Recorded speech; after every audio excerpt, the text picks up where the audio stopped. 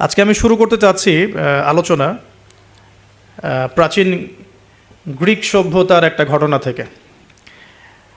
সত্যিকার অর্থে গ্রিকদের অনেক বড় হিস্ট্রি আছে। আমরা যারা হিস্ট্রির স্টুডেন্ট আছে এখানে, আমরা এটা জানি খুব ভালো করে যে গ্রিকদের কিন্তু একটা প্রাচীন হিস্ট্রি আছে। তো গ্রিকদের সাথে খ্রিশ্চান রিলিজন মানে খ্রিশ্চানিজম যেটা আমরা বলি, এর একটা সম্পর্ক আছে। নবী ঈসা আলাইহিস সালামের যুগে ঈসা আলাইহিস সালামের কিছু হাওয়ারি ছিল। হাওয়ারি মানে হচ্ছে সাহাবি, মানে রাসূল সাল্লাল্লাহু আলাইহি ওয়াসাল্লামের ক্ষেত্রে আমরা বলি সাহাবি, আর ঈসা আলাইহিস সালামের ক্ষেত্রে আমরা বলছি হাওয়ারি।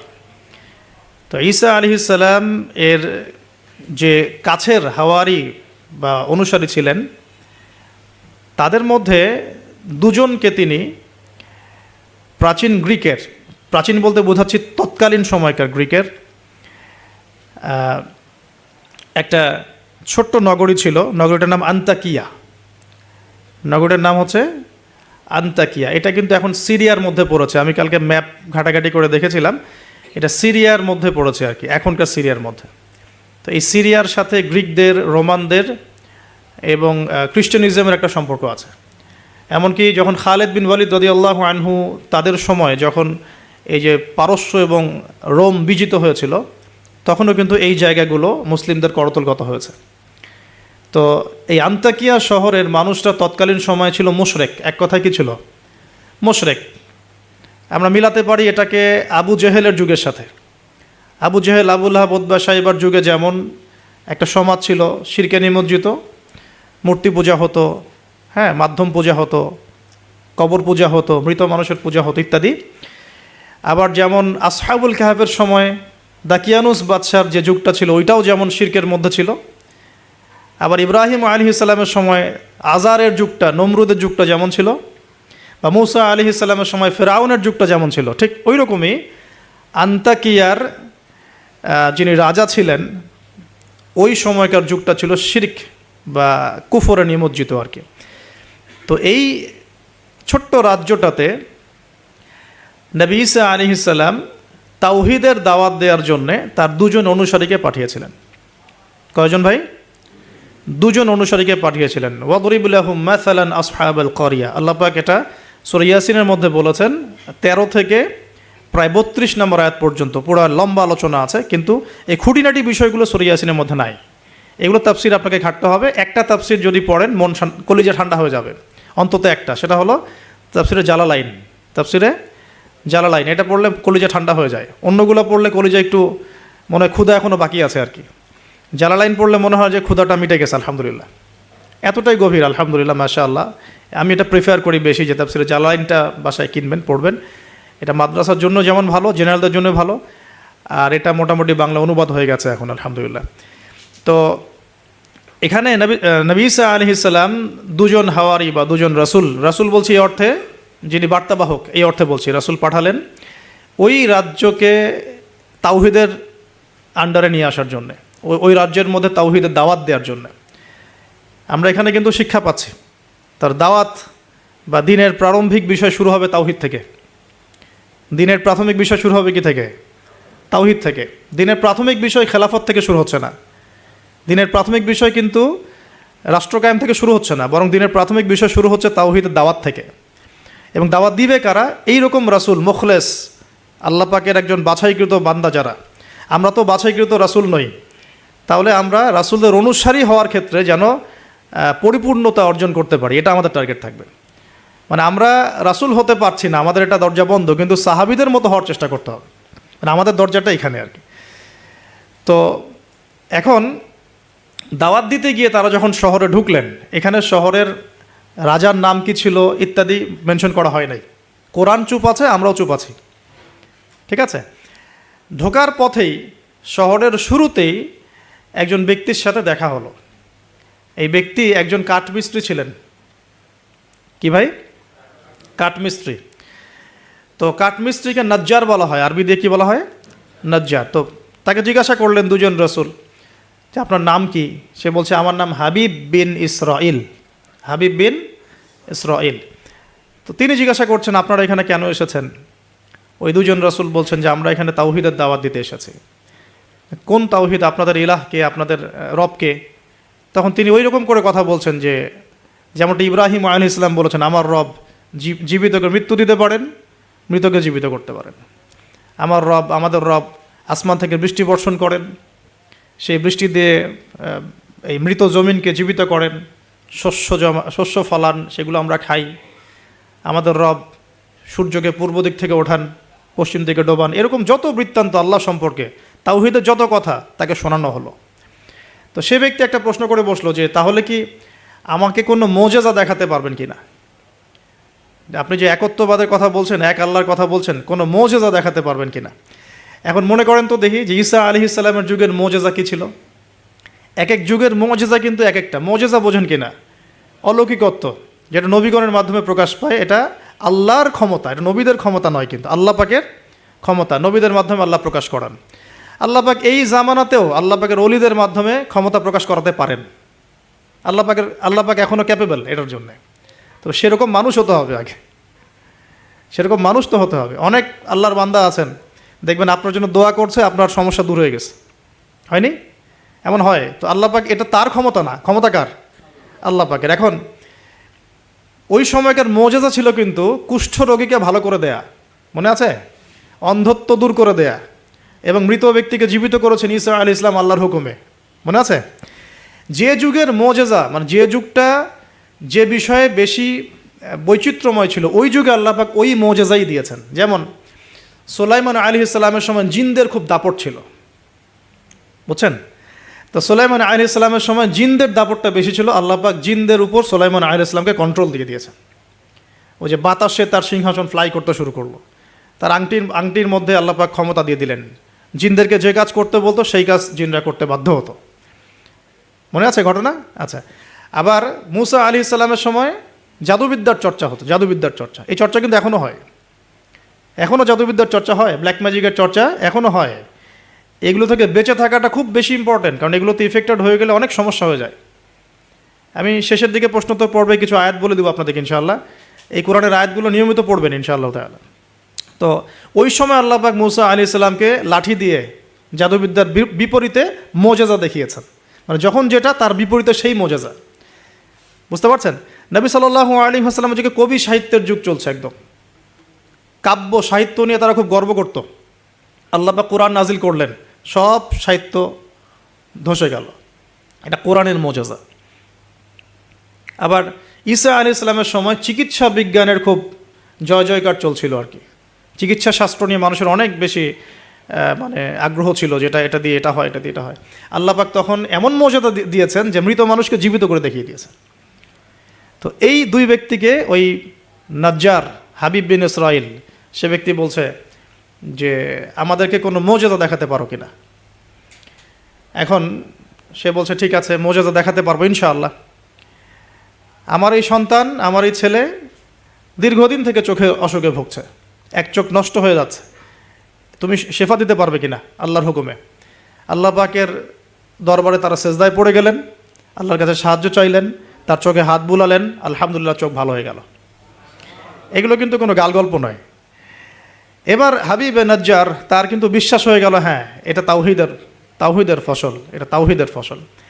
এবার তিনি দেনানদেন সাক্ষ্য দিলেন যে আশহাদু আল্লা ইলাহা ইল্লাল্লাহ ওয়া আন্না মুহাম্মাদান, তখন ছিল না, তখন ছিল কি ঈসা রূহুল্লাহ ওয়া আবদুহু, এরকম একটা কালিমা ছিল তখন, ঠিক আছে? তো তিনি মুসলমান হয়ে যেটা করলেন, ওই জনপদের থেকে নির্জনতা অবলম্বন করা শুরু করলেন। তিনি মুসলমান হয়ে কিন্তু জনপদের ভিতর ঢুকে পড়েন নাই, প্রথমে একটু নির্জনতা অবলম্বন করা শুরু করলেন, কারণ সমাজের সবাই কিন্তু মুশরিক। এখন ওখানে যদি আপনি সরাসরি ঢুকে যান, ঢুকায় আপনি এখন যদি জোরে জোরে তাকবীর দেওয়া শুরু করেন, তাহলে তো রিমান্ড হবে আর কি। তো তিনি নিজেকে একটু সেফ করে একা একা ইবাদত করা শুরু করলেন। এখানে আমাদের শিক্ষা আছে কিন্তু। আমি এই হাবিবে নাজ্জারের ঘটনা, ওই তৎকালীন সময়কার ওই আন্তাকিয়া শহরের শিরক, এগুলোর সাথে আপনি বর্তমান বিশ্বকে মেলাতে পারবেন। এখনকার বিশ্বের অবস্থাও কিন্তু মোটামুটি এরকমই। অনেক আলোচনা আমি আগে করেছি বিগত লেকচারগুলোতে, যে এই ওয়ার্ল্ডের প্রতিটা ডিপার্টমেন্টেই শিরক আছে, একদম এডুকেশন থেকে শুরু করে, শিক্ষা থেকে শুরু করে পলিটিক্স পর্যন্ত সবখানেই শিরক আছে। কোনো জায়গায় শিরক বাদ নাই। ইকোনমিক্সেও শিরক আছে, সামাজিক কালচারে শিরক আছে, আমাদের চিন্তা দর্শনে শিরক আছে, আমাদের মিডিয়ার মধ্যে শিরক আছে, আমাদের বুদ্ধিজীবীদের মধ্যে শিরক আছে, আমাদের রাজনীতিবিদদের মধ্যে শিরক আছে, আমাদের ধর্ম নেতাদের মধ্যেও শিরক আছে কোনো কোনো জায়গায়, আছে না? আছে। যদি আপনি ভালো করে খিজিরের মতো দেখতে শেখেন আপনি বুঝতে পারবেন এই ওয়ার্ল্ডটা শিরকের আন্ডারে আছে। তো এটা বাস্তব, সামনে মানুষ দেখবে এগুলো। এখন এই অবস্থায় হাবিবে নাজ্জার শহরে ঢুকে দাওয়াতি কাজ শুরু করেন নাই, একা একা তিনি নিজেকে তৈরি করেছেন। আগে তাস্কি আধ্যাত্মিক অর্থ অর্জন করার চেষ্টা করেছেন, ইবাদত বাড়িয়েছেন। এদিকে ওই দুজন রাসূল তারা শহরে প্রবেশ করলেন, বেশ কিছু সময় তারা মানুষকে দাওয়াত দেওয়ার চেষ্টা করলেন, কিন্তু মানুষ ইসলাম কবুল করছে না। ঠিক মক্কার অবস্থার মতোই। এই সূরাটা কোথায় নাজিল হয়েছে? মক্কায়। কোথায়? এই সূরা কিন্তু মদিনা নাজিল হয় নাই। তাহলে এই সূরার মধ্য দিয়ে আল্লাহ পাক রাসূল সাল্লাল্লাহু আলাইহি ওয়াসাল্লামকে শিক্ষা দিচ্ছেন, সাহাবীদেরকেও শিক্ষা দিচ্ছেন। ঠিক মাক্কি পরিবেশের মতোই তৎকালীন পরিবেশটা ছিল।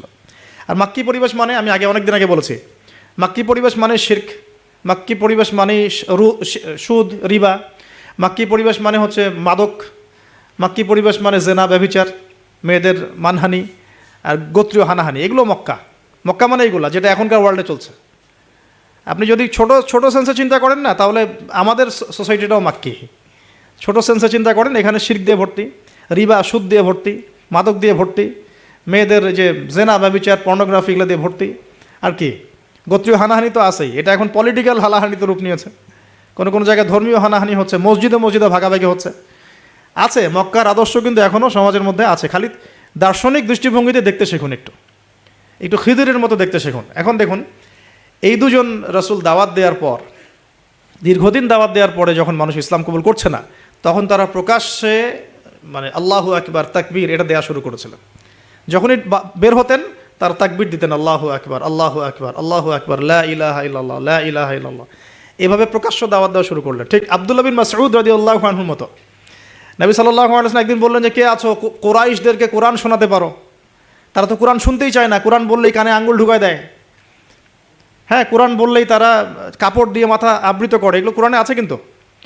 তখন আব্দুল্লাহ বিন মাসউদ, সুবহানাল্লাহ, রুয়াইয়াল গানাম বলা হতো তাকে, মানুষ তাচ্ছিল্য করতো, মানুষ তাকে তাচ্ছিল্য করতো। তার পা ছিল সরু, মানে চিকন সরু, পা দেখে আবু জেহেল হাসাহাসি করতো, সুবহানাল্লাহ। আর ওই পায়ের নিচেই আবু জেহেলের মৌত আল্লাহ লিখেছিলেন, সুবহানাল্লাহ। ওই পা দিয়ে তার আবু জেহেলের বুকের উপর পাড়া দিয়ে তিনি তাকে গর্দান কেটেছেন বদরের মাঠে। খালি 13 বছরের ব্যবধান, সময়ের ব্যবধান, খালি জাস্ট টাইম টক্স, মানে সময় কথা বলে না, সময় কথা বলে। এই আব্দুল্লাহ বিন মাসউদ রাদিয়াল্লাহু আনহুর পায়ের তলেই আবু জেহেল আবার মারা গেছে। তো এই আব্দুল্লাহ বিন মাসউদ রাদিয়াল্লাহু আনহু বললেন যে, আমি শোনাবো কুরাইশদেরকে কোরআন ইনশাআল্লাহ। তারপর তিনি বের হয়ে কাবা ঘরের সামনে গিয়ে আর রহমান আল্লামাল কোরআন খালাকাল ইনসান এই তেলাওয়াত শুরু করলেন। বাস, মায়ের শুরু হলো। এখন যদি আপনি বের হয়ে সবার সামনে বলেন, আল্লাহর হুকুম ছাড়া কোনো হুকুম নাই, ইনিল হুকমু ইল্লা লিল্লাহ, আল্লাহর হুকুম ছাড়া কোনো হুকুম নাই, ওয়া মান লাম ইয়াহকুম বিমা আনজালাল্লাহ ফাউলাইকা হুমুল কাফিরুন, মায়ের একটা মাটিতে পড়বে? একটাও গায়েবী হয়ে যেতে পারেন আপনি, নাই, আউট অফ হিস্ট্রি। আপনি আপনার কথা মানুষ ভুলেই যাইতে পারে, হয় না এমন? আর যদি জাতিসংঘে গিয়ে বলেন যে এর যত বেইজ আছে সব শিরকের উপর আছে, সারা ওয়ার্ল্ডের মধ্যে শুধু ইসলামিক খেলাফা চলবে, তাইলে কি হবে? তো এই অবস্থা হয়েছে আব্দুল্লাহ বিন মাসউদ রাদিয়াল্লাহু আনহুর। বেচারা মক্কায় গিয়ে কাবা ঘরের সামনে গিয়ে বলছে, লা ইলাহা ইল্লাল্লাহ, আল্লাহ ছাড়া কোনো মাবুদ নাই, আর রহমান আল্লামাল কোরআন খালাকাল ইনসান আল্লামাহুল বায়ান, হ্যাঁ, ফাবিআইয়ি আলাই রাব্বিকুমা তুকাযযিবান। বাস, আবু জেহেল, আবু লাহাব, উতবা, সাইবা সবগুলো মেরে মারা শুরু করেছে। তাহলে শিক্ষা হচ্ছে এগুলো সুন্নত। শিক্ষাটা কি? দিনের পথে যদি সত্যিকার কেউ ইফোর্ট দেয় তাহলে এই জিনিসগুলো তার ভাগ্যে আসবে। এই নির্যাতন, নিপীড়ন বা অপদস্থতা তার ভাগ্যে আসবে। যাদের ভাগ্যে আসছে না, 100% বলতে পারবো যে সেটা সঠিক পথ নয়, 100%। হ্যাঁ, সঠিক পথের ডানে বামে আমরা চোরা রাস্তা খুঁজি, তো এই সঠিক ক, সঠিক খ, সঠিক গ, হ্যাঁ, সঠিক অল্প সঠিক, বেশি সঠিক, একটু বেশি সঠিক, মানে এরকম আর কি। সত্যিকার অর্থে ওই রকম সঠিক পথে গেলে এগুলো আসবেই। তো এটা একটা ফলসিফিকেশন টেস্ট, যাদের উপর এগুলো আসতেছে সন্দেহ নাই যে ইনশাআল্লাহ তারা সঠিক পথে আছে।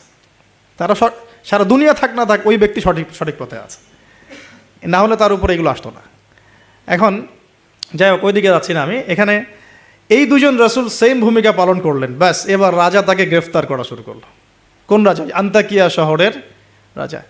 রাজা কিন্তু খ্রিস্টান ধর্মাবলম্বী ছিলেন। সরি, রাজা খ্রিস্টান ধর্মাবলম্বী ছিলেন না। খ্রিস্টান ধর্মাবলম্বী হওয়ার জন্য ঈসা আলাইহিস সালাম তাকে দাওয়াত দিচ্ছেন আর কি, এই দুজন রাসূলের মাধ্যমে। তো রাজা তখন এই দুজন ব্যক্তিকে ধরে রেখে দিল। এই দুজন ব্যক্তির নাম এক একটা কিতাবে এক এক রকম এসেছে। আমি 3টা নাম পেয়েছি আর কি। একটা হচ্ছে, প্রথম ব্যক্তির নাম ছিল ইউহান্না, হ্যাঁ। দ্বিতীয় ব্যক্তির নাম ছিল রাসূল, কিন্তু তারা মানে কার রাসূল? ঈসা আলাইহিস সালামের প্রেরিত দূত, এই দূত অর্থে বলছে রাসূল। একজনের নাম ছিল বাউলাস, একজনের নাম হচ্ছে ইউহান্না, একজনের নাম কি ছিল? বাউলাস। আর অন্য একটা বর্ণনা আসছে যে একজনের নাম ছিল সাদেক, আর একজনের নাম ছিল মাসদুক। একজনের নাম সাদেক, একজনের নাম মাসদুক। আচ্ছা, এই দুজন এখন গ্রেফতার। তো এবার তাদেরকে রেখে দেওয়া হয়েছে। ঈসা আলাইহিস সালাম আরও একজন ব্যক্তিকে তাদের সাহায্যের জন্য পাঠালেন। এটাই হলো কোরআনের এই আয়াতটা, যে ওয়াদরিব লাহুম মাসালান আসহাবাল ক্বরিয়া ইয জাআহাল মুরসালুন ইয আরসালনা ইলাইহিম ইসনাইন ফাকাযযাবুহুমা ফাআজ্জাজনা বিসালিস। যখন তাদের দুইজনকে অস্বীকার করা হলো, আমি আরও একজনকে পাঠালাম।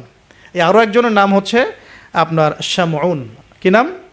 শামউন। এই শামউন ছিল খুবই বিচক্ষণ।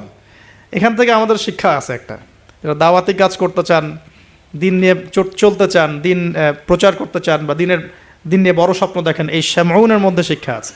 কীরকম শিক্ষা? এই শামউন গিয়ে সরাসরি তাদেরকে বলল না যে আমি ওই দুজনকে বাঁচাতে আসছি, বরং শামউন নিজের পরিচয় গোপন করে ফেলছে। শামউন নিজের পরিচয় গোপন করে সে অর্ডিনারি মানুষের রূপে সমাজে মেলামেশা শুরু করলো। সে মোটামুটি একটা ছদ্মবেশ ধারণ করেছে আর কি, এবং আস্তে আস্তে আস্তে আস্তে রাজার ঘনিষ্ঠ মানুষদের সাথে তার একটা সম্পর্ক তৈরি হয়েছে। এমনও বহু মানুষ কিন্তু এখন সমাজের মধ্যে আছে না? সরাসরি ঈমান জানান দিতে পারে না, কিন্তু ভিতরে ভিতরে ইসলামকে সমর্থন করে, আছে না? আমাদের প্রতিটা ডিপার্টমেন্টে এমন ভাই বোন আছে কিন্তু, যারা ইসলামকে মন থেকে সাপোর্ট করে, কিন্তু হয়তো চাকরির ভয়, এইটার ভয় মানে এক্সপোজ করতে পারে না। তো প্রথমত সে সেভাবে নিজেকে গুটিয়ে নিল। এক পর্যায়ে রাজার কাছে তার নাম ছড়িয়ে পড়লো। সে একদিকে তাদের সাথে মেশে, আরেকদিকে সে আল্লাহর কাছে দোয়া করে, নামাজ পড়ে, সেজদা করে। সে কিন্তু একজন আধ্যাত্মিক গুণে গুণান্বিত মানুষ। এক পর্যায়ে রাজার দৃষ্টি আকর্ষিত হলো তার প্রতি। ওই যে ইউসুফ আলাইহিস সালামের প্রতি রাজার দৃষ্টি আকর্ষিত হয়েছিল না?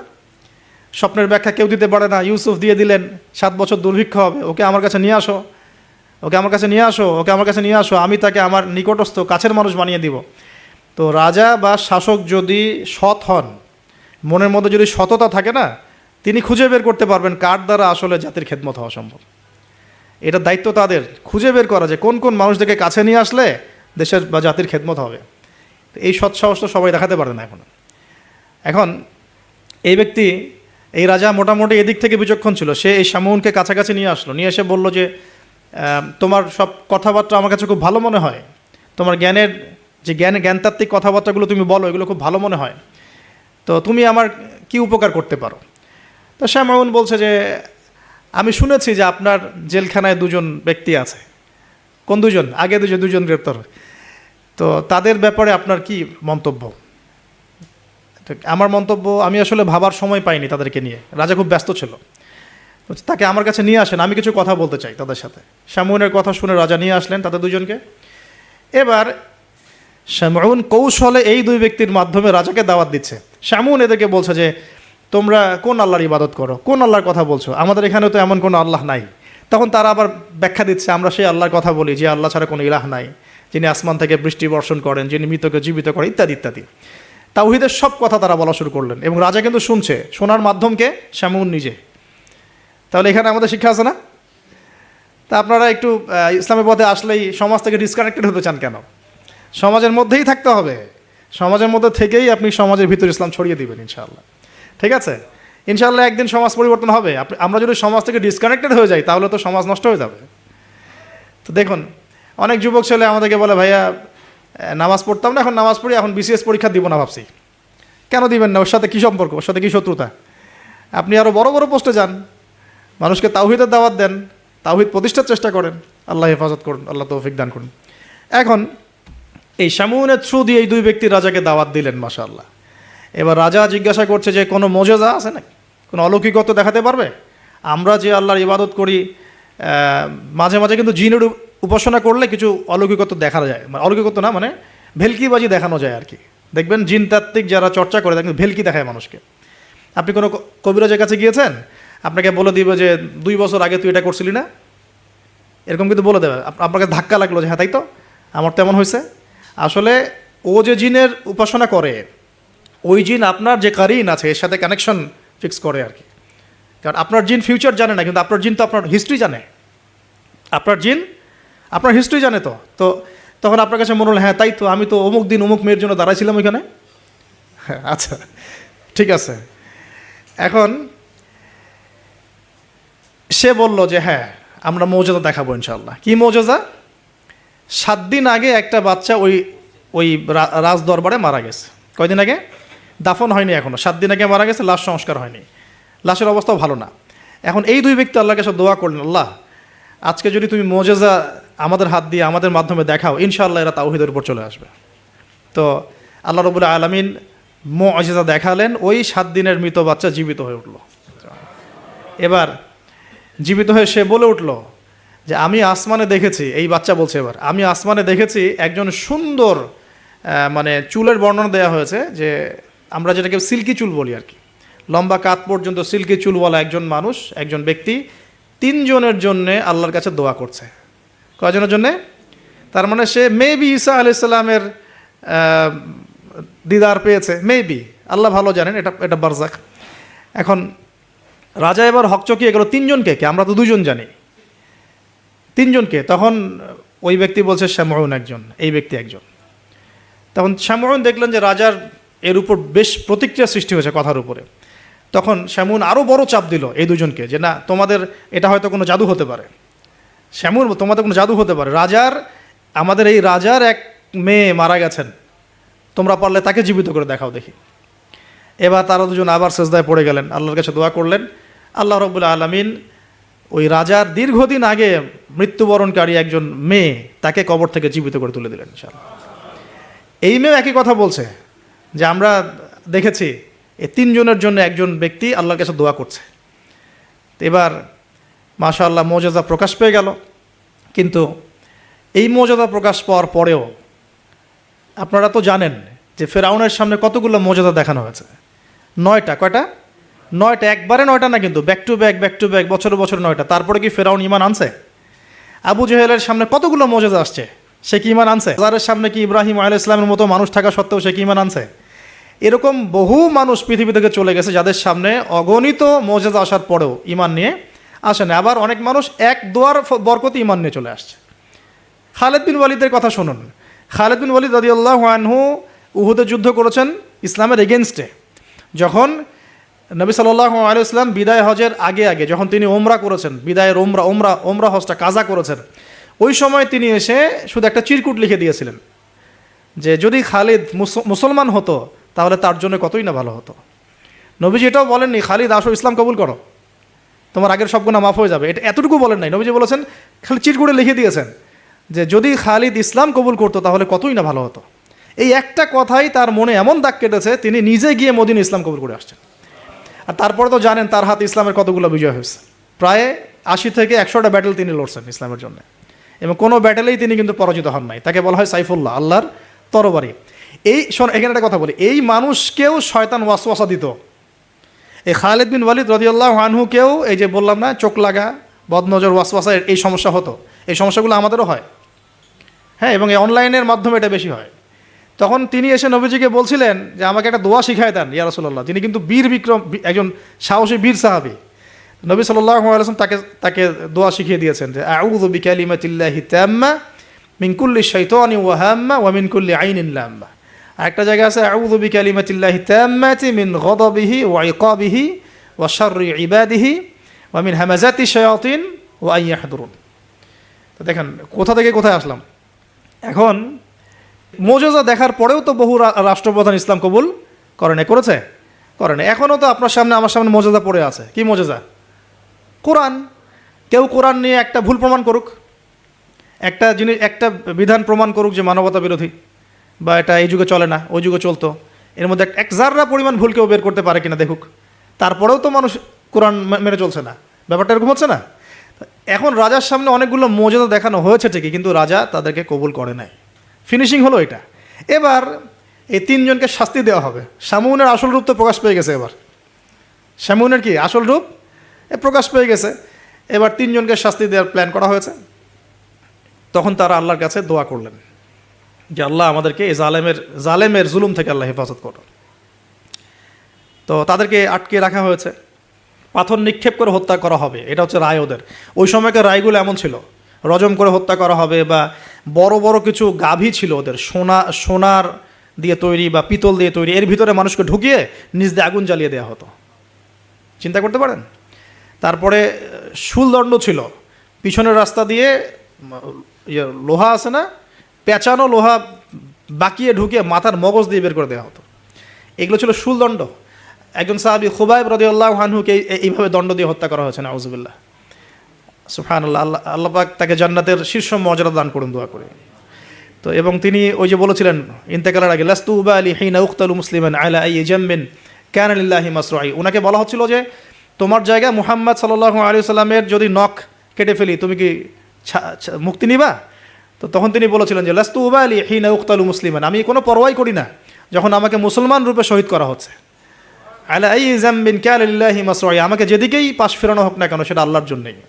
ওয়াযালিকা লিল্লাহি ওয়া ইয়াশা, তিনি এমন একজন ইলাহ যিনি চাইলে ইউবারিকা আলা ফি কুল্লি শিলুইন মুমাজ্জা, তিনি আমার প্রত্যেকটা গোস্তের টুকরায় হাড্ডিতে বরকত দিতে পারেন। তো এই সাহাবীর ইন্তেকালের খবর মদিনায় পৌঁছে যায়। এটা পড়ে নিয়েন, এটা রাজির ঘটনা, রাজির ঘটনার মধ্যে পাবেন। সিরাত অবশ্যই পড়বেন, আর আমার জন্য দোয়া করবেন যে আমি চেষ্টা করছি যে আগামী বইমেলা আসার আগেই সিরাতের উপর একটা অনবদ্য কিতাব লেখার জন্য। আল্লাহ পাক তৌফিক দান করুন। সমস্ত সিরাতের বইগুলোকে একত্রিত করে, এবং আমার টুকটাক কিছু গবেষণা আছে ভাঙাচুরা, সহজ সাধ্যভাবে, যাতে ইয়াং জেনারেশন খুব সহজে বুঝতে পারেন সিরাটাকে, একটা মোটামুটি 500-1000 পৃষ্ঠা একটা বই আসবে ইনশাআল্লাহ আযজা ওয়া জাল্লা। আল্লাহ পাক তৌফিক দান করুন, আমিন। তো অনেকে অনেক টপিকের কথা বলেছিলেন আমাকে যে এটা নিয়ে লিখেন, এটা নিয়ে লিখেন, ভাই এটা নিয়ে লিখেন, ভাই আখিরুজ্জামান নিয়ে লিখেন, ঠিক আছে? তো আমি বললাম যে না, আগে রাসূল সাল্লাল্লাহু আলাইহি ওয়াসাল্লামের বরকত দিয়ে শুরু হবে ইনশাআল্লাহ। কারণ আল্লাহ নবীর বরকত যার কপালে নসিব হবে ইনশাআল্লাহ তার ফিউচারটা ভালো হবে ইনশাআল্লাহ। তো আল্লাহ পাক আমাদেরকে সহজ করুন, তৌফিক দান করুন। এখন এখানে এই তিনজনকে আটকে রাখার পর যেটা বলছিলাম, এবার তাদেরকে পাথর নিক্ষেপ করে হত্যা করার কথা বলা হয়েছে। আর তারা এখানে আল্লাহর কাছে দোয়া করছেন। এর ফলশ্রুতিতে ওই রাজ্যের মধ্যে দেন দুর্ভিক্ষ শুরু হয়ে গেল। কী হলো ভাই? একদম দুর্ভিক্ষ। ওয়ার্ল্ড কি আসতেছে দুর্ভিক্ষের দিকে?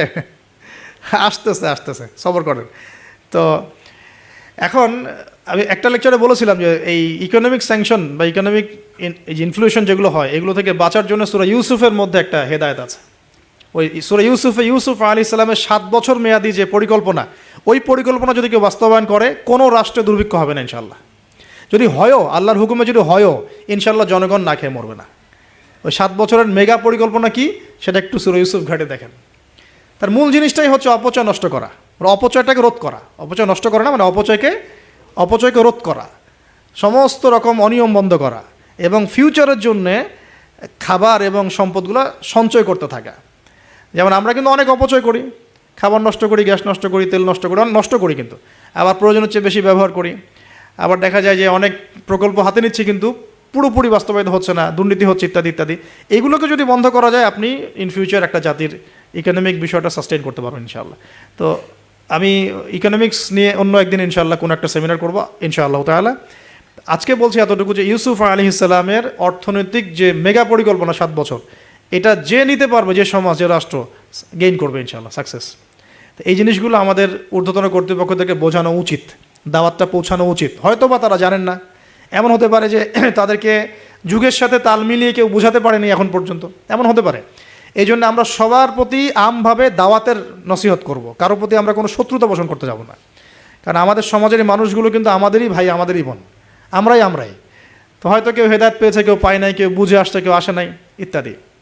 এখন এই মানুষগুলো দোয়া করছেন তিনজন, এইভাবে বলছি, ইউহান্না, বাউলাস এবং শামউন, হ্যাঁ, অথবা অন্য বর্ণনা আছে সাদেক, মাসদুক এবং শামউন। তারা দোয়া করছেন, এদিকে দুর্ভিক্ষ চলছে। এখন জনগণ তাকে বলা শুরু করলো যে ইন্না তাতায়্যারনা বিকুম, তোমাদেরকে আমরা এখন অশুভ মনে করা শুরু করেছি, তোমাদেরকে আমরা অশুভ, অলক্ষণ মনে করছি। সূরা ইয়াসিন পড়ে দেখেন, আমরা তোমাদেরকে বলি না, কুলক্ষণ, অলক্ষণে, এরকম কথা বলি না, তোমাদেরকে আমরা এখন অলক্ষণে মনে করছি। যদি তোমরা তোমাদের এই দাওয়াত বন্ধ না করো, আমরা তোমাদেরকে রজম করে হত্যা করব। এবার রজমের প্রিপারেশন নেওয়া হচ্ছে। এবার সেই ঘটনা ওয়াজা মিন আকসাল মাদিনাতি রাজুলুন ইয়াসআ। এবার ওই মদিনা মানে কিন্তু নগর, মদিনা মানে একটা শহর, মদিনা মানে ওই শহরের দূরবর্তী একটা জায়গা থেকে, দূরবর্তী জায়গা মানে কোনটা, ঢোকার এন্ট্রেন্সটা, ওই যে হাবিবে নাজ্জার মনে আছে, ওয়াজা আমিন আকসাল মাদিনাতি রাজুলুন ইয়াসআ, একজন ব্যক্তি দৌড়ে আসলো, ইয়াসআ মানে দৌড়ে আসলো, ইয়াসআ ক্বালা ইয়া কওমি ইত্তাবিউল মুরসালিন, দৌড়ে এসে তখন তার ওই ব্যক্তি কওমকে বলছে, হে আমার কওম, এই রাসূলদের অনুসরণ করো। সুবহানাল্লাহ। কোন ব্যক্তি এটা? তাহলে এখানে আমাদের যারা সাধারণ মুসলিম আছে আমাদের শিক্ষা আছে তো নাকি? হাবিবে নাজ্জার কত বড় একটা সাহসিকতার পরিচয় দিল এখানে, দেখেন। সে দৌড়ে এসে যখন শুনতে পারলো যে ওই রাসূলদেরকে হত্যা করার প্রিপারেশন নেওয়া হয়েছে, দৌড়ে এসে কওমকে বলছে, হে আমার পুরো কওম, তোমরা রাসূলকে অনুসরণ করো। ইত্তাবিউ মান লা ইয়াসআলুকুম আজরান ওয়া হুম মুহতাদুন, তোমরা সেই রাসূলদের অনুসরণ করো যারা তোমাদের কাছে কোনো প্রতিদান চাচ্ছে না এবং তারা হেদায়েত প্রাপ্ত আছে। সুবহানাল্লাহ। ওয়া মা লিয়া লা আ'বুদুল্লাযী ফাতারানি ওয়া ইলাইহি তুরজাউন। তাকে এবার এই হাবিবে নাজ্জারকেও ধরা হয়েছে, তুইও আর এই গ্রুপে আসিস, তাহলে ওকেও ধরে মারার প্রিপারেশন নেওয়া হয়েছে এবং তার রজমটা আগে করা হয়েছে আর কি।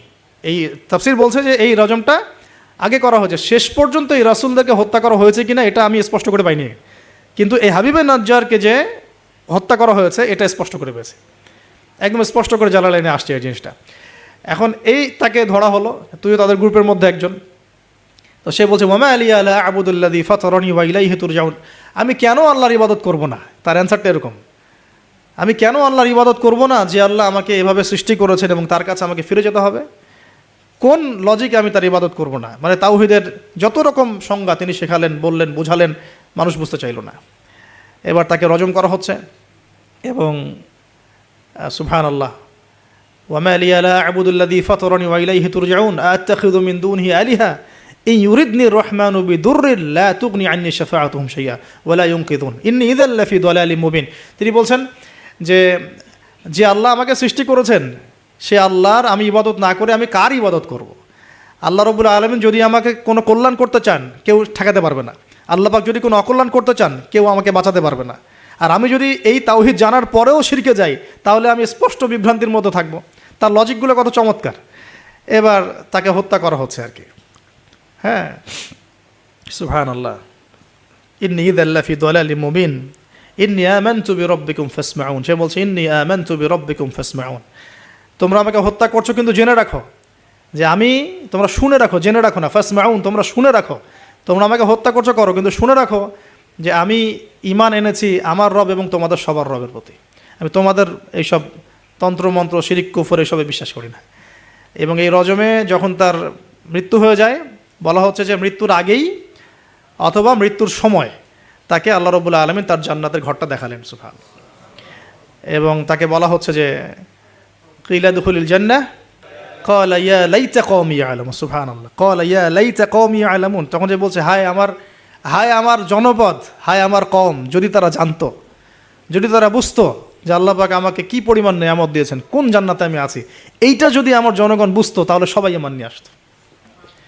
দেখেন কোরআনে এই ব্যক্তির নাম উল্লেখ করা হয় নাই।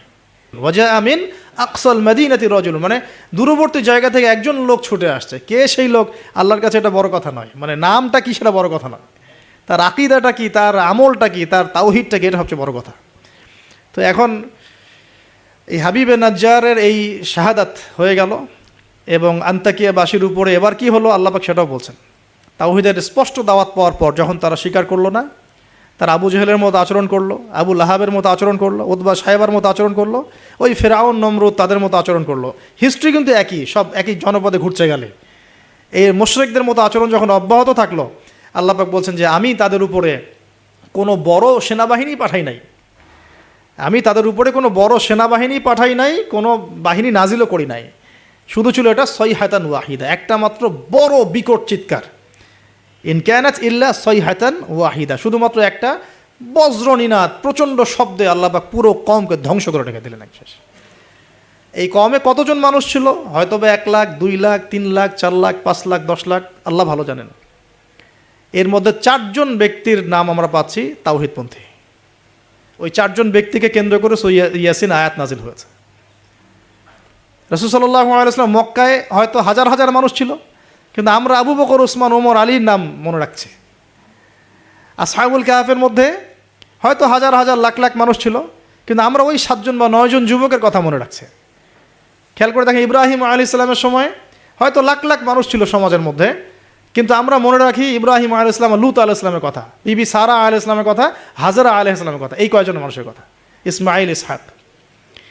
এরকম প্রত্যেক যুগে যুগে আপনি দেখবেন যে তাওহীদপন্থী মানুষের সংখ্যা কিন্তু কম এবং আল্লাহ পাকের অনুগত বান্দাদের সংখ্যা খুব কম।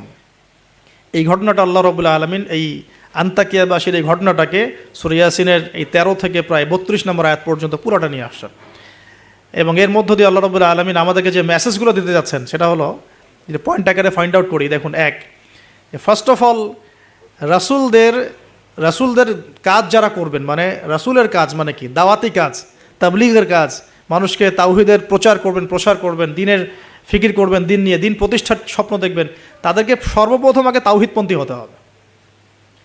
তাওহীদপন্থী মানে এই ভেজাল তাওহীদপন্থী না, এই তাওহীদ না যে আমি তাগুতও মানি আবার ইয়াও মানি, মানে ইসলামও মানি, আমি তাগুতও মানি, আমি কুফরও মানি, আমি সুদও মানি, হ্যাঁ, আমি দলীয় বিভাজনও মানি, আমি কি বলবো যে ব্যক্তি পূজাও করি, আমি শায়েখ পূজাও করি, আমি সবই করি, আবার তাওহীদও আছে। মানে এইরকম গোলালো মার্কা তাওহীদের কোনো কাজ নাই বাংলাদেশে। যদি বাংলাদেশে আমরা ইসলাম নিয়ে বড় স্বপ্ন দেখি, তাহলে আগে তাওহীদের ডেফিনেশন শিখতে হবে। তাওহীদ কাকে বলে? লা ইলাহা ইল্লাল্লাহ মানে আল্লাহ ছাড়া কিছুই নাই, এই কথা স্পষ্ট করে আমাদের বলার মতো সৎসাহস থাকা উচিত এবং বলার মতো যোগ্যতা থাকা উচিত। মানুষকে বোঝানোর ক্ষমতা থাকা উচিত যে লা ইলাহা ইল্লাল্লাহ মানে কি। মানে আমি কালিমা পড়েছি, এদিকে আমি কবরও সেজদা করব? আমি কালিমা পড়েছি লা ইলাহা ইল্লাল্লাহ, এখন আমি কি মানে মৃত মানুষের কাছে পূজা করতে পারি? আমি কি লা ইলাহা ইল্লাল্লাহ বলার পরে আল্লাহ পাক ছাড়া অন্য কারো বিধানের সামনে দাসত্ব করতে পারি? এই জিনিসগুলো আমাদের স্পষ্ট করে বোঝা উচিত আগে, তাওহীদের উপর থাকা এবং তাওহীদ বোঝায়, তাওহীদের দাওয়াত মানুষকে দেওয়া। আপনারা কিতাবুত তাওহীদ, শিরক কি ও কেন, এই টাইপের অনেকগুলো বই পাবেন বাজারে, এগুলো পড়লেও তাওহীদ সম্পর্কে অনেক কিছু জানতে পারবেন ইনশাআল্লাহ। আর সব তাওহীদ একসাথে এস্টাবলিশ করা যায় না, ধাপ থাকে। ব্যক্তি পর্যায়গুলো আগে আমরা সংশোধন করব, আমাদের পরিবারটাকে সংশোধন করার চেষ্টা করব ইনশাআল্লাহ। আস্তে আস্তে আমরা তাওহীদের দাওয়াত মানুষকে দিব। আল্লাহ পাক যখন কবুল করবেন দেখবেন ইনশাআল্লাহ তাআলা, শুধুমাত্র আমরা আমাদের সমাজ কেন, আখিরুজ্জামানের হাদিসগুলো বলছে যে ইসলাম পুরো বিশ্বের প্রতিটা ঘরে প্রবেশ করবে ইনশাআল্লাহ। একটা কাঁচা ঘর বাকি থাকবে না, একটা পাকা ঘরও বাকি থাকবে না, এমনটাই হাদিস এসেছে। একটা কাঁচা ঘরও বাকি থাকবে না, একটা পাকা ঘরও বাকি থাকবে না, যেখানে লা ইলাহা ইল্লাল্লাহ প্রবেশ করবে না। এটা হবে ফিউচার, ওয়ার্ল্ডের ফিউচার এইটা। যত ফিউচারের কথাই মানুষ বলুক না কেন, ভিশন 2030, 2040, 2050, হ্যাঁ, ভিশন কবলাল কিয়ামা, মানে ভিশন ইমামুল মাহদি আর ভিশন ঈসা আলাইহিস সালাম হচ্ছে যে পৃথিবীর প্রতিটা ঘরেই তাওহীদের কালিমা লা ইলাহা ইল্লাল্লাহ প্রবেশ না করে আল্লাহ পাক কিয়ামত দিবেন ইনশাআল্লাহ। এটা হলো আল্লাহ পাকের হুকুম, হয়ে গেছে, কুদিয়াল আমর, লেখা হয়ে গেছে এটা। এখন আমরা আগে, তাহলে আমাদের দায়িত্ব কি ভাই? আগে তাওহীদ শিখতে হবে। এখন তাওহীদ তো একা একা শেখা যায় না, স্পেশালি আপনারা যারা জেনারেল ব্যাকগ্রাউন্ড থেকে আসছেন, সবাই তো আর একা একা পড়ে কেউ আলেম হয়ে যেতে পারবো না, পারবেন? অতএব এখানে দৃষ্টিভঙ্গি আগে প্রশস্ত রেখে ওলামায়ে কেরামের দ্বারস্থ হন আগে। ওলামায়ে কেরামের দ্বারস্থ হওয়ার সময় সাম্প্রদায়িক হয়ে যাবেন না, যে আমি এই আকীদা ফলো করি, এই মানহাজ ফলো করি, এই মাযহাব ফলো করি, বাস ইনাদেরকেই ধরে বসে থাকবো আর কারো কাছে যাব না, এই চিন্তাটাও ঠিক না। কারণ জ্ঞান কিন্তু সবার কাছেই আছে, জ্ঞান সবার কাছেই আছে। আপনি যদি বলেন যে আমি হানাফি মাযহাবের সব মানি আলহামদুলিল্লাহ, আমি শাফিঈ মাযহাবের সব মানি আলহামদুলিল্লাহ, আহমদ বিন হাম্বল রাহিমাহুল্লাহকে শ্রদ্ধা করি, তার জ্ঞান আমি নিব ইনশাআল্লাহ, ইমাম মালিক রাহিমাহুল্লাহকে শ্রদ্ধা করি, তার জ্ঞান নিব, আপনি অনেক বেশি জ্ঞান পাবেন, অনেক বেশি জ্ঞান পাবেন। আর যদি এত কিছু বোঝার ক্ষমতা আপনার না থাকে, কমসে কম একটা স্কুল অফ থট ফলো করেন, সমস্যা কি? সাধারণ মানুষ, আমার অত কিছু বোঝার ক্ষমতা নাই ভাই, আমি একজন ইমামকে ফলো করি, ব্যাস হয়ে গেল, এতটুকু যথেষ্ট। এখন আমাদের প্রথম কাজ হলো তাহলে প্রিয় ভাইয়েরা, তাওহীদ শেখা এবং তাওহীদ শেখার জন্য ওলামায়ে কেরামের দ্বারস্থ হওয়া। আল্লাহ পাক তৌফিক দান করুন। এবং এই জায়গায় আমরা কিন্তু সাম্প্রদায়িক হব না, আমরা সংকীর্ণ চিন্তাভাবনা করব না, আমরা আমাদের চিন্তাভাবনাগুলোকে প্রশস্ত রাখার চেষ্টা করবো। আল্লাহ পাক তৌফিক দান করুন, সকলেই বলে আমিন। সেকেন্ড পয়েন্টটা আমরা ফাইন্ড আউট করতে পারি, দেখুন, দাওয়াত দেওয়ার সময় রাসূলগণ কিন্তু ধনী গরিব ভেদাভেদ করে দাওয়াত দেন। হাবিবে নাজ্জার কী ছিল পেশা? একজন কাঠমিস্ত্রি। আমরা তো রিক্সাওয়ালাকে দাওয়াত দিয়ে গিল্টি ফিল করি, আমাদের প্রেস্টিজ ইস্যু হয়, ওকে দাওয়াত দিব কিসের ইসলামে? হ্যাঁ, তো আমরা সমাজে ছোট বড়, ধনী গরিব, পাপী ফাসেক জালেম মুত্তাকি সব শ্রেণীর মানুষের মধ্যে দাওয়াতি কাজ করবো ইনশাআল্লাহ। আল্লাহ পাক তৌফিক দান করুন, আমিন। এই দাওয়াতি কাজটা হবে দুইভাবে, একটা হচ্ছে অমুসলিমদের মাঝে ইসলামের দাওয়াত, অমুসলিমদের মাঝে তাওহীদের দাওয়াত, ইসলামের দাওয়াত। এখানে তো অমুসলিম সোসাইটি ছিল আন্তাকিয়ায়, তো অমুসলিমদের মাঝে তাওহীদের দাওয়াত এটা বেশি জরুরি বাংলার মাটিতে, কারণ এখন প্রচুর মানুষ দিন দিন কিন্তু অমুসলিম হয়ে যাচ্ছে মুসলিম থেকে, আপনারা জানেন কি না জানি না। যারা পার্বত্য অঞ্চলে, বর্ডার এলাকায়, উত্তরাঞ্চলে বিভিন্ন জায়গায় আমরা তো সফর করি, আমরা তো জানি বিভিন্ন জায়গায় এমনও ঘটনা ঘটেছে যে মানুষ দলে দলে খ্রিস্টান হওয়া শুরু করেছে। দেখুন রাসূল সাল্লাল্লাহু আলাইহি ওয়াসাল্লাম আমাদের মাঝে এখন সশরীরে নাই, তা তিনি কি রেখে গেছেন আমাদের জন্য? এই দিনটাই তো। তা আমরা, আমার পকেটেও তসবিহ দানা আছে, গুনতে সহজ লাগে, আল্লাহুম্মা সাল্লি আলা মুহাম্মদ, আল্লাহুম্মা সাল্লি আলা মুহাম্মদ, এটা গোনা তো সহজ, বসে বসে দরুদ পড়া তো সহজ, কিন্তু রাসূল সাল্লাল্লাহু আলাইহি ওয়াসাল্লামের দিনের হেফাজত করা তো এত সহজ না। তাহলে কোন কাজটা করলে আমরা বড়মুখ করে রাসূলের সামনে দাঁড়াতে পারবো কিয়ামতের দিন? তার দিনের হেফাজত করলে। তো আমরা অমুসলিমদের মধ্যে দাওয়াতি কাজ তো করছিই না, যারা করছে তাদের সংখ্যা খুবই কম। আর যে দলে দলে দিন দিন মানুষ মুসলমান থেকে অমুসলিম হচ্ছে, এই ফিকিরও আমাদের নাই, এই ফিকিরও আমাদের মধ্যে নেই। আমরা তো পড়ে আসি ভাই, সত্যি কথা বলতে আমরা পড়ে আসি হাত বাঁধা নিয়ে আর কি। হাত বাঁধবো কোথায়? পায়ে, পা কি কেমন করে লাগবো, কেনি আঙ্গুল নাকি গোড়ায় গোড়া? মানে আমাদের চিন্তা ভাবনাগুলো অনেক বিশাল, আমরা একদম মানে ওয়ার্ল্ড নিয়ে চিন্তা করতেছি। হ্যাঁ, আমরা চিন্তা করতেছি একদম ইসলামিক রেভলিউশন, খিলাফা, এই সেই, অথচ বাস্তবিক অর্থে আমাদের চিন্তা কোন জায়গায়? কেনি আঙ্গুলে না গোড়ায়? আপনি হাতটা উঠাবেন না, আপনি বাঁধলেন কোথায়? অনেকের অ্যাটিটিউড এতটাই এগ্রেসিভ যে মনে হয় যে হাত নিচ থেকে উপরে আসা মানে হচ্ছে অমুসলিম থেকে মুসলমান হয়েছে। আগে অমুসলিম ছিল, ভাবটা এমন যে আগে মুসলমান ছিলাম না ভাই, আগে দিন কিছুই বুঝতাম না, এখন আমি একদম পরিপূর্ণ সহিতে আসছি। তার মানে আগে আপনি সহিতে ছিলেন না। তো যারা এখন যে কোনো একটা মাযহাব ফলো করে, যেমন হাম্বলি মাযহাব ফলো করে মিডল ইস্টের মানুষরা, তারা বেশিরভাগই হাম্বলি মাযহাব ফলো করে। মালাকি মাযহাব ফলো করে দেখেন আফ্রিকান কন্টিনেন্টের মানুষরা। ইন্দোনেশিয়ার ওদিকে যাবেন, মালয়েশিয়া, ওখানে দেখবেন শাফঈ মাযহাব প্রচুর। এই সাবকন্টিনেন্টের মধ্যে হানাফি মাযহাবের প্রচলনটা বেশি। তার মানে কি এরা কেউই হকের উপর নাই? এই থটসটা আমরা কোথায় পেলাম? হ্যাঁ, এমন হতে পারে যে কিছু কিছু কাজ বা আমল মাযহাবের নামে চলছে, যেটা হয়তো কোরআন সুন্নাহ সমর্থন করছে না, সেক্ষেত্রে আমরা ওটা সংশোধন করবো, অবশ্যই করবো, কেন করবো না?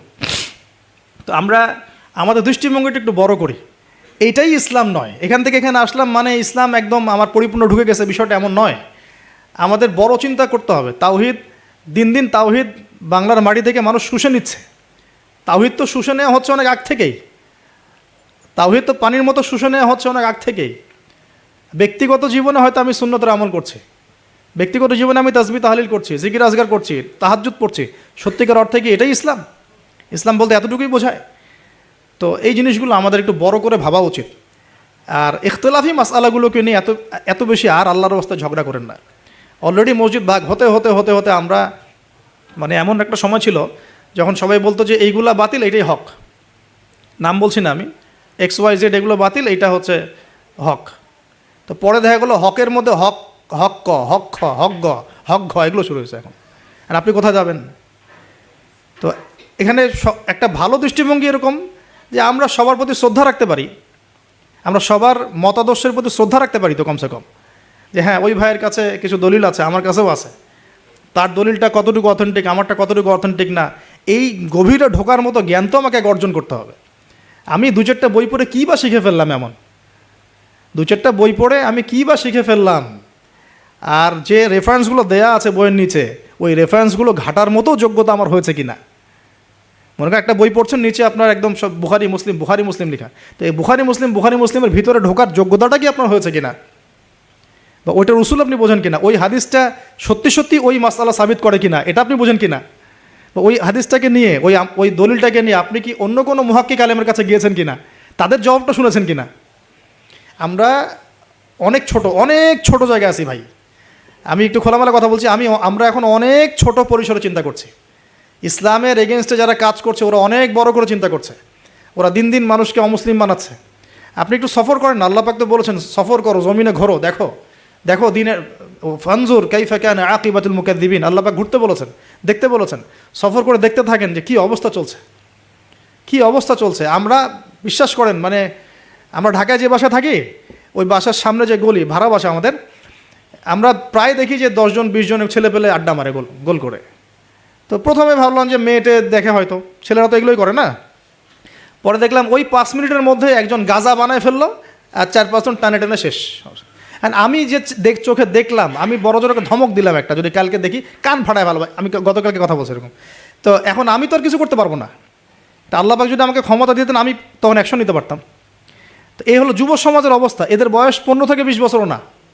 15 থেকে 20 বছরের যুব সমাজের অবস্থা আজকে ভয়াবহ। প্রশাসনের ভাইরা আছেন, জিজ্ঞেস করে দেখেন কিশোর গ্যাংয়ের কী অবস্থা, টিকটক প্রজন্মের কী অবস্থা। এরা এমন কোনো পাপ নাই করতে বাকি রাখতেছে না। এরা কিশোরদের অবস্থা। আমাদের বাচ্চাদের অবস্থা দেখেন, স্কুল কলেজে তারা পড়ছে, ছোটো ছোটো বাচ্চারা, সব তো ডিভাইস এডিক্টেড। ডিভাইস, সারাদিন ডিভাইস নেই। ওর তো মাথার মধ্যে, ওর মাথার যে মানে এনার্জিটা, যে সেলগুলো ডেভেলপই হতে দেয়নি আমরা। ও যে পরিবারে বড় হচ্ছে, পরিবারের স্বামী স্ত্রীর মধ্যে সুসম্পর্ক নাই, হৃদ্যতাপূর্ণ কোনো পরিবেশ সে দেখছে না। হ্যাঁ, ওর খাওয়ার ঠিক নাই, ও মানে শারীরিক কসরত নাই। হ্যাঁ, খালি একটা সার্টিফিকেটকে আমরা সব মনে করছি। 10টা 5টা প্রাইভেট পড়তেছে, মনে করছে আমি আমার ছেলেকে মানুষ করে ফেলাইলাম।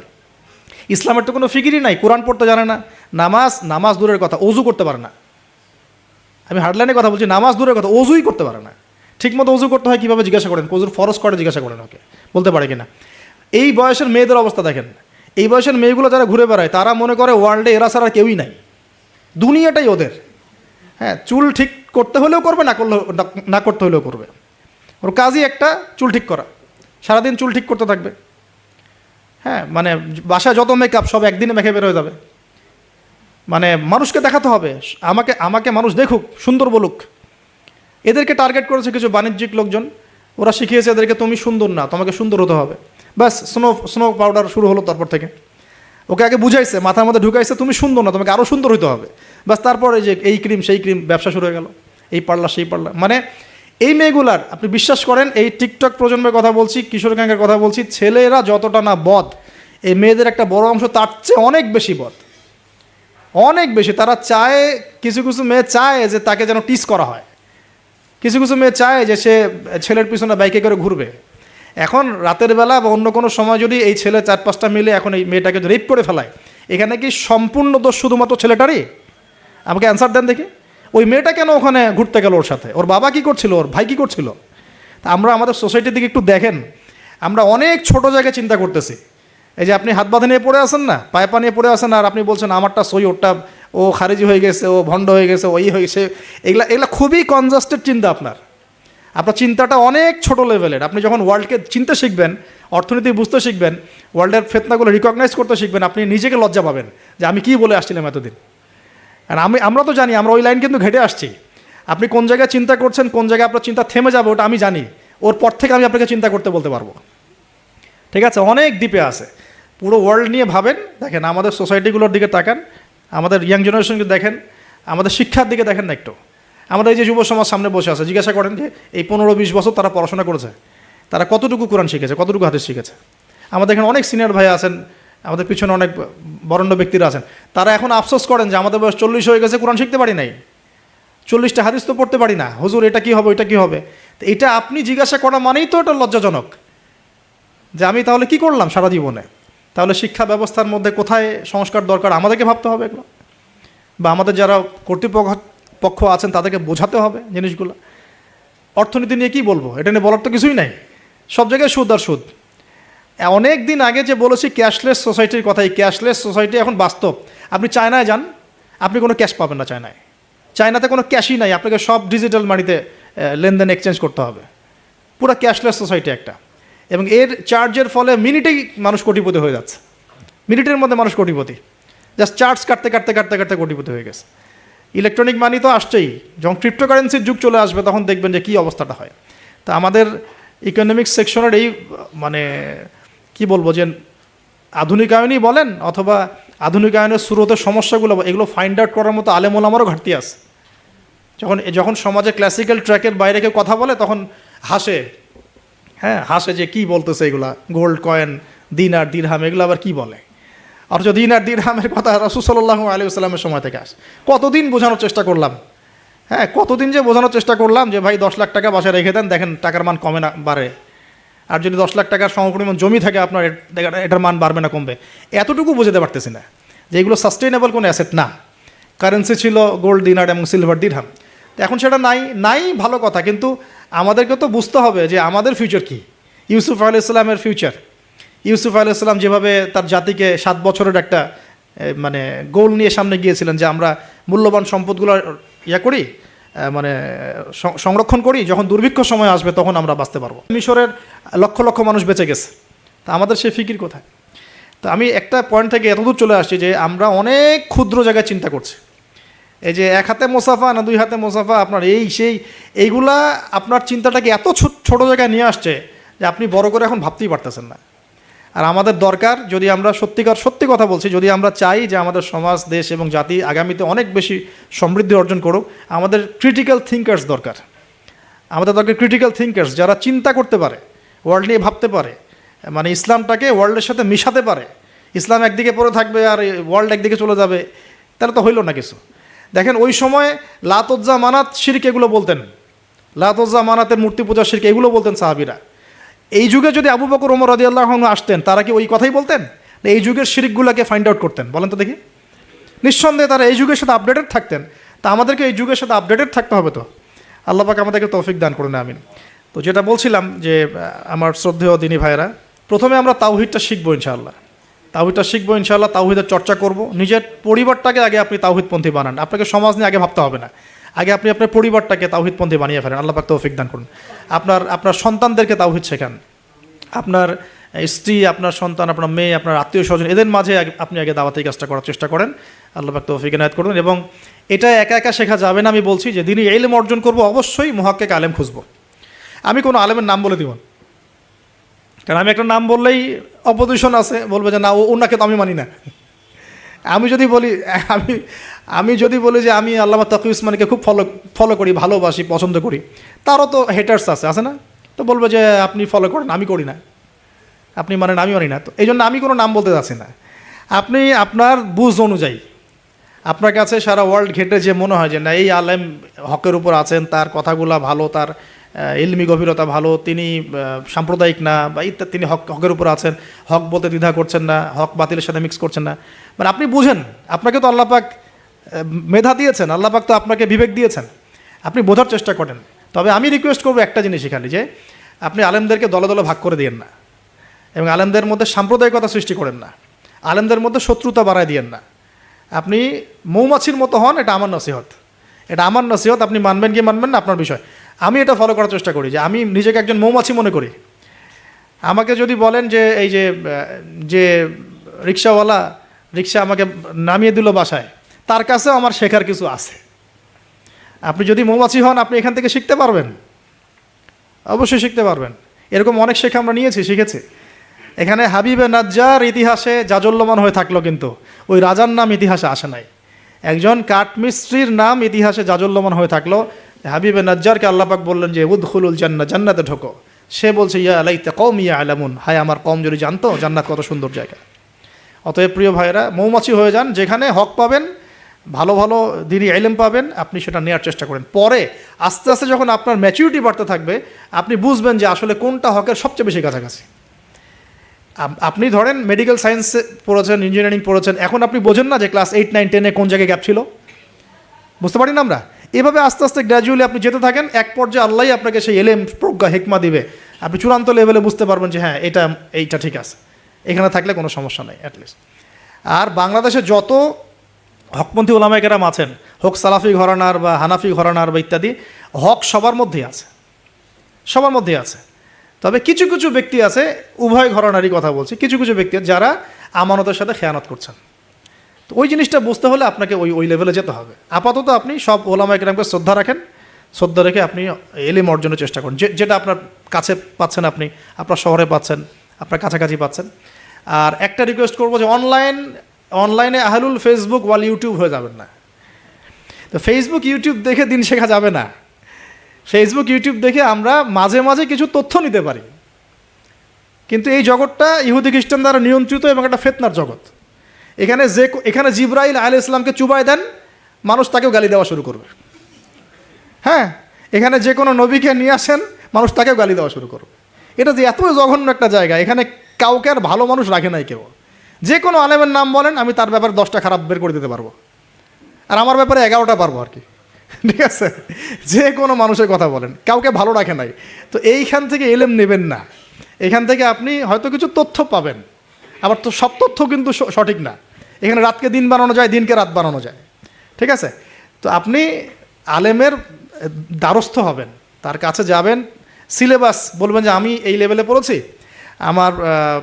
আমার জেনারেল লাইনে এই পর্যন্ত পড়া হয়েছে, আমি এখন এই পড়াশোনা করছি, আমাকে একটা আমার মতো করে সিলেবাস গড়ে দেন। দেখবেন আলেমরা কিন্তু একটা সিলেবাস আপনাকে আপনার লেভেলে করে দিবে আর কি। আমার লেভেলের সিলেবাস আপনার সিলেবাস এক হবে না, কিন্তু আমার লেভেলে যে সিলেবাস, আমাকে যে সিলেবাস করে দেওয়া হচ্ছে সেটা কিন্তু আপনার মতো হবে না, আপনারটা আমার মতো হবে না। আপনাকে আমি যদি বলি, আপনাকে প্রথমে দেওয়া হবে কোরআন তেলাওয়াত শেখার ব্যাপার, নুরানি শিখবেন আপনি আগে, তারপর নাজেরা শিখবেন, তারপর আপনি হিপসে কিছু অংশ হিপস করবেন, তারপরে আরবি, যে এসো আরবি শিখি টাইপের বইগুলো আছে, এসো সরফ শিখি, এসো নাহু শিখি, এগুলো শিখবেন, ক্লাসিক্যাল অ্যারাবিক ল্যাঙ্গুয়েজ শিখবেন, তারপরে আপনি এবারত পড়ার যোগ্যতা অর্জন করবেন, দেন আপনি আস্তে আস্তে হাদিসের কেতাবগুলো মোতালা করবেন, এইভাবে যাবেন, সিরাত পড়বেন। কিন্তু সবার সিলেবাস তো একরকম হবে না। এই সিলেবাস ভিত্তিক পড়াশোনা না করলে বিক্ষিপ্ত পড়াশোনা, আজকে এই বই, কালকে ওই বই, কালকে সেই, একদম মাথাটা ম্যাসাকাট হয়ে যাবে। এই বিক্ষিপ্ত মাথা দিয়ে আপনি না কিছু চিন্তা করতে পারবেন, না সত্য মিথ্যা বুঝতে পারবেন। তখন আপনার মাথাটাকে যে কোনো দিকে নিয়ে যাওয়া সম্ভব। আমার মাথা এত সহজে যে কোনো দিকে নেওয়া সম্ভব হবে না ইনশাআল্লাহ, বিকজ আমি এগুলো সব ঘাটাঘাটি করেছি। এমন একটা কথা বললেই আমি ফট করে গ্রহণ করবো না, কিন্তু আমি কিন্তু বিষয়টাকে অনেক গভীরে গিয়ে যাচাই বাছাই করে তারপর সিদ্ধান্তে আসার চেষ্টা করব। কিন্তু যারা বিক্ষিপ্ত মানসিকতার, যে কোনো দিকে নেবেন, বাতাস ওই দিকে দৌড়ানো শুরু করবে আর কি। এবং বাংলাদেশে যে চরমপন্থার যে একটা ব্যাপার আছে না, চরমপন্থী একটা আকিদার ব্যাপার আছে, এইটা এই বিক্ষিপ্ত মানসিকতারই ফলশ্রুতিতে হয়েছে। তারা যদি কনস্ট্রাকটিভ সিলেবাসে পড়াশোনা করতো না, তাদের মানসিকতা এমন হতো না, কিন্তু উগ্র হতো না। তারা বুঝতো, সমাজ বুঝতো, রাষ্ট্র বুঝতো, বিশ্ব বুঝতো, ওইভাবে তারা ইসলামকে নিয়ে যাওয়ার চেষ্টা করতো। আল্লাহ পাক আমাদের সবাইকে এই বুঝগুলো অর্জন করার তৌফিক দান করুন। আমি আসলে অল্প সময়ে অনেক বেশি কথা বলতে চাই, হয়তো একটু এলোমেলো করে ফেলছি। তো তাওহীদের চর্চা, পরিবার, সমাজ, আস্তে আস্তে আত্মীয়দের মধ্যে, এবং দ্বীনি ইলম অর্জন, ওলামায়ে কেরামের সোহবত, এই কথাগুলো বেসিক কথা। এর পাশাপাশি আমরা বলবো যে দেখুন, এই প্রত্যেক যুগে যুগে আন্তাকিয়াবাসীর যে অবস্থা ছিল, প্রত্যেক যুগে যুগেও কিন্তু তাওহীদ আর শিরকের কনফ্লিক্ট এমনই ছিল। আপনি আবু জেহেলের যুগ বলেন, আবু লাহাবের যুগ বলেন, ওতবা সাহেবার যুগ বলেন, ফেরাউন নমরুদের যুগ বলেন, সেম হিস্ট্রি। এখন আমাদের ওয়ার্ল্ড অ্যাফেয়ার্সও সেম, আমাদের ওয়ার্ল্ডেও এইভাবেই চলছে। এখানে শিরক আছে, এখানে কুফর আছে, আমাদের ওয়ার্ল্ডে সুদ আছে, আমাদের ওয়ার্ল্ডে জিনা আছে, আমাদের ওয়ার্ল্ডে পর্নোগ্রাফি আছে। যত পাপ আছে পৃথিবীতে, এই সমস্ত পাপের গ্লোবালাইজেশন হয়েছে এই ওয়ার্ল্ডে। আমরা একটা ভয়ঙ্কর বিশ্বে বাস করি। আমাদের মতো ভয়ঙ্কর বিশ্বে মনে হয় যে ওই আবু জেহেলরাও থাকে নাই। বিশ্বাস করেন না এটা? আবু জেহেলের যুগে শিরক ছিল, এটা গ্লোবালাইজেশন ছিল না। আবু জেহেলের যুগে রিবা ছিল, কিন্তু ওটার গ্লোবালাইজেশন ছিল না, এত র্যাপিডলি মানে ফেতনা ছড়িয়ে পড়তো না। আমরা সবচেয়ে ফেতনাময় পরিবেশে বসবাস করছি। সামনে আরও ফেতনা আসবে, তারপর হয়তো বা আল্লাহ পাক কোনো একটা কিছু আনবেন ইনশাআল্লাহ তাআলা, কারণ রাতের পরে দিন আসবে, এটাই স্বাভাবিক। তো এখন এই ফিতনাগুলো পরিবেশে আমাদের কিভাবে আমরা চলবো? তাহলে ফার্স্ট অফ অল আমাদের ইলম অর্জন এক নাম্বার। তারপরে আমি বলবো যে আমাদের ইলম অনুযায়ী বেশি বেশি আমল দরকার, অনেক বেশি আমল দরকার, এবং অনেক বেশি আলেমদের সাথে সোহবত দরকার। এই সোহবতে আমাকে দিন শেখাবে, আমল উৎসাহিত করবে। একা একা না থাকা, কিছু দিনই ভাই মিলে অ্যাটলিস্ট একটা অ্যাসোসিয়েশন বা ফাউন্ডেশন বা কিছু একটা সোশ্যাল কোনো ওয়ার্ক, মানে এরকম কিছু নন পলিটিক্যাল, নন প্রফিটেবল, এগুলোর মধ্যে থাকা, তাহলে আপনি মানে একে অপরের সাথে মোজাকারা করে চলতে পারবেন। বা এগুলো করতে না পারলেও যে কোনো একটা বৃহত্তর জামা, যেমন যেটা ক্লাসিক্যাল ট্রেন্ড আছে, কেউ কওমির মধ্যে আছেন, কেউ তাবলিগে আছেন, কেউ সালাফিজমে আছেন, মানে একটা ঘরানা ফলো করে চলা, তাহলে আপনার কিছু দিনী ভাইয়ের সাথে আপনি মানে মিলেমিশে থাকতে পারবেন, আপনাকে ইসলাম সংশোধন করতে পারবে একজন আরেকজনের। আর এখানে বিভক্তি না বাড়ানো, ঐক্যবদ্ধ থাকতে গিয়ে আবার বিভক্ত বানায় দল ক্রিয়েট না করে ফেলা। মনে করেন আমরা একটা ফাউন্ডেশন করলাম, এই ফাউন্ডেশনটাকে একটা দল মনে করা, না মনে করা যে আমি আমারটাই সত্য মিথ্যা চূড়ান্ত মানদণ্ড, এরকম মনে না করা, বরং আপনাকে সবার সাথে মিউচুয়াল করে চলার চেষ্টা করতে হবে। মানে হকপন্থীদের কথা বলছি, হকপন্থীদের সাথে মিউচুয়াল করে চলার চেষ্টা করতে হবে। তো না হলে ওইটা আবার আরেকটা ফেরকা হয়ে যাবে আর কি। আপনি হক প্রতিষ্ঠা করতে গিয়ে নতুন একটা ফেরকার জন্ম দিয়ে ফেলেন না, যেটা হয়েছে বাংলাদেশে হক প্রতিষ্ঠা করতে গিয়ে মানুষ বহু ফেরকার জন্ম দিয়ে ফেলছে আর কি। এমন যে বললাম না, হক ক, হক খ, হক গ, হক ঘ, কেউ কারোর সাথে কারো আবার মিল নাই। কয়ের আমির একজন, খয়ের আমির একজন, গয়ের একজন, ঘয়ের একজন, এইরকম হজবরল একটা হসপস অবস্থা হলে তো সমস্যা। তো একসাথে থাকবো। শোনেন, এই কথাটা খুব ভালো করে শোনেন, আব্দুল মালিক সাহেবের বই থেকে কথাটা বলছি, আমি অনেক শ্রদ্ধা করি। মতানৈক্য থাকবে, তার উপর ঐক্য হবে। মতানৈক্য আছে, ওই ভাই আমার ধরেন যে বাবরি চুল পছন্দ করে, আমি করি না। ওই ভাই মনে করেন যে কি বলবো, রফিল এদান করে, আমি করি না। ওই ভাই মনে করেন যে কি বলবো, যে হ্যাঁ জোরে আমিন বলে, আমি আসতে বলি। মতানৈক্য তার সাথে আমার আছে, কিন্তু তারপরেও আমাকে একসাথে থাকতে হবে। এরকম অবস্থায় না আসতে পারলে আপনি বাংলাদেশ কেন, সারা ওয়ার্ল্ড অ্যাফেয়ার্স চিন্তা করে মুসলিমদের ঐক্যবদ্ধ কোনো প্ল্যাটফর্ম বা কোনো রকম রেভলিউশন এটা আসলে সম্ভব হবে না। বরং এই সুযোগগুলো কাজে লাগায় অমুসলিম যারা আছে, ইসলামের শত্রু যারা আছে, এরা আপনাকে আরও ডিভাইড অ্যান্ড রুল নিতে থাকবে। End of the day you will destroy it, you will destroy yourself, আপনি নিজেকে ধ্বংস করে ফেলাবেন আর কি। আর এরপরে আমাদের এখনকার করণীয় হচ্ছে ফিতনাগুলো রিকগনাইজ করা, আগে ফিতনাগুলো চিহ্নিত করতে শেখা যায়, কোন কোন জায়গায় কোন কোন ফিতনা আছে, তারপরে সেখান থেকে বাঁচার পদ্ধতিগুলো গ্রহণ করা। আর একটা কথা বারবার জোর দিয়ে বলছি আমি, ইলম অর্জনের কোনো বিকল্প নাই, প্রচুর পড়াশোনা করতে হবে। আল্লাহ পাক আমাদের সবাইকে প্রচুর পড়াশোনা করার তৌফিক দান করুন। মনে করেন এখন থেকে নিয়াত করেন যে ইনশাআল্লাহ আগামী 10 বছর আমরা ডানে বামে এত না দেখে পড়াশোনাই করতে থাকবো ইনশাআল্লাহ। খালি পড়াশোনা করতে থাকেন। আপনাকে এখন রাষ্ট্রের দায়িত্ব নেওয়ার দরকার নেই আপনার, আপনি পড়াশোনা করেন, দিনই ইলম অর্জন করেন, প্রচুর পড়াশোনা করেন, করে আপনি ডিনামাইট হন ভিতর থেকে, ঠিক আছে? ইনশাআল্লাহ আপনার আমার যদি যোগ্যতা থাকে, আল্লাহ যদি আমাদের মধ্যে কবুল মানে ইসলাহ দেখেন, সংশোধন দেখেন, মানে খালেস নিয়াত দেখেন, হ্যাঁ খুলুসিয়াত দেখেন, আল্লাহ পাক চাইলে আপনাকে অন্ধকার থেকে তুলে রাষ্ট্রের নেতা বানাইতে পারেন না? ওই যে জেলখানার কূপ থেকে তুলে ইউসুফ আলাইহিস সালামকে রাষ্ট্রের দায়িত্ব দেওয়া হয় নাই? এই দায়িত্ব কে দিয়েছে? আল্লাহ পাক দিয়েছে। তো এটার যোগ্যতা, পড়াশোনা করুন, প্রচুর ইলম অর্জন করার চেষ্টা করি, আল্লাহ পাক তৌফিক এনায়েত করুন, আমিন।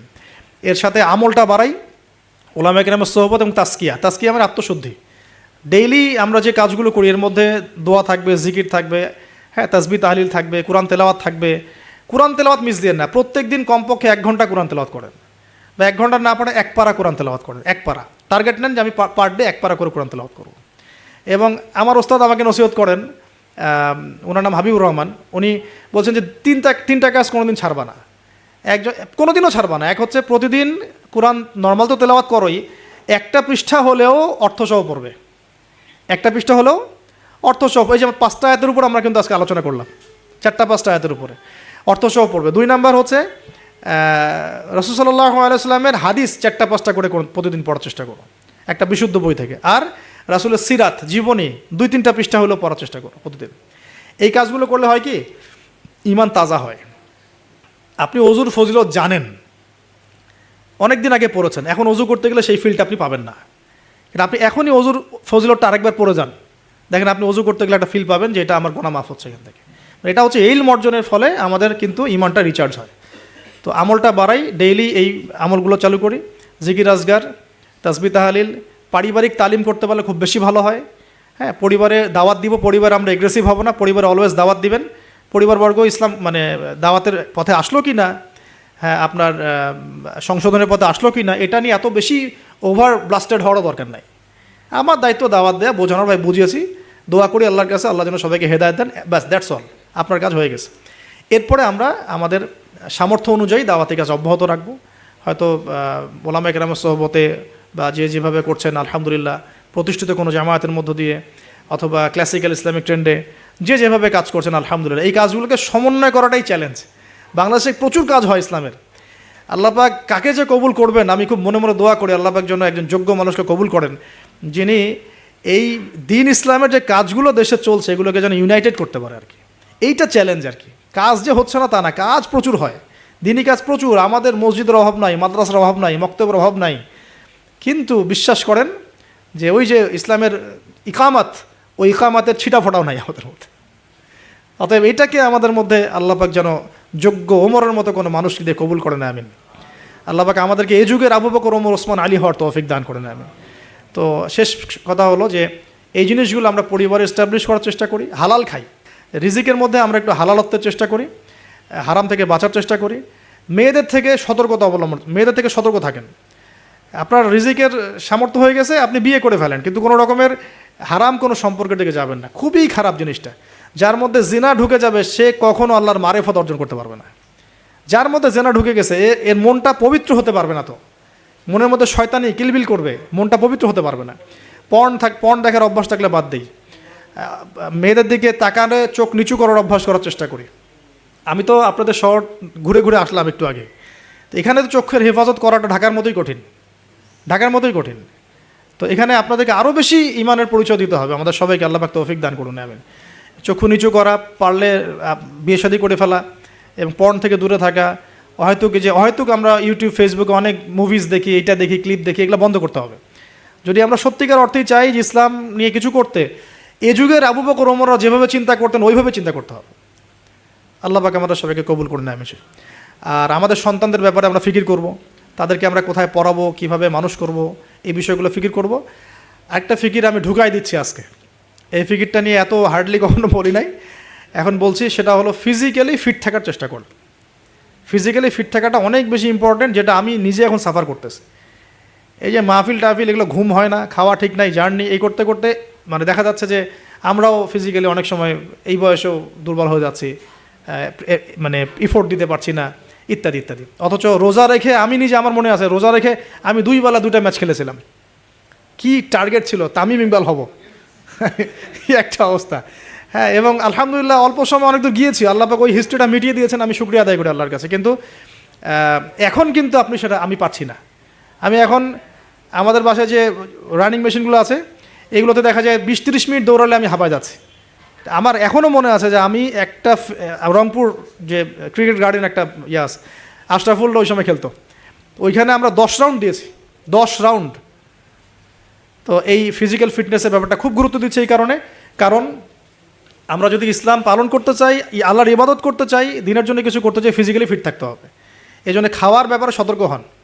খাওয়া, আমরা তো মাশাআল্লাহ এই যে একটু আগে খাবার তো মানে আসছি, আমরা আলোচনা শুনতে খাওয়া শুরু করলাম, মানে বিশ্বাস করেন আমরা গরু খাওয়া মুসলিম হয়ে গেছি। আমরা এখন খালি শুক্রবার মানে কি গরু খাও। আসল কথা হচ্ছে এই গরু গোশত খাওয়া তো ফরজ না, তাওহীদের উপর থাকা ফরজ, সুন্নাত প্রতিষ্ঠা করা ফরজ। যেগুলো আরাম লাগে সেগুলো আমরা খুব করতে চাই, আর যেগুলো করতে কষ্ট এগুলো আমরা করতে চাই না। তো খাওয়া দাওয়া করেন, সমস্যা নেই, কিন্তু ফিজিক্যালি ফিট থাকার চেষ্টা করেন, ডেইলি কিছু এক্সারসাইজ করেন। হ্যাঁ, পারলে যারা জিম করতে পারেন তারা জিম করবেন। বাচ্চাদের খাবার কী দিচ্ছি সেটার ব্যাপারে সতর্ক থাকেন। বাসায় কী খাবার ঢুকছে এটা সতর্ক থাকা উচিত, কী খাচ্ছি কী খাচ্ছি না, এই ব্যাপারে ডক্টরদের পরামর্শ নেন।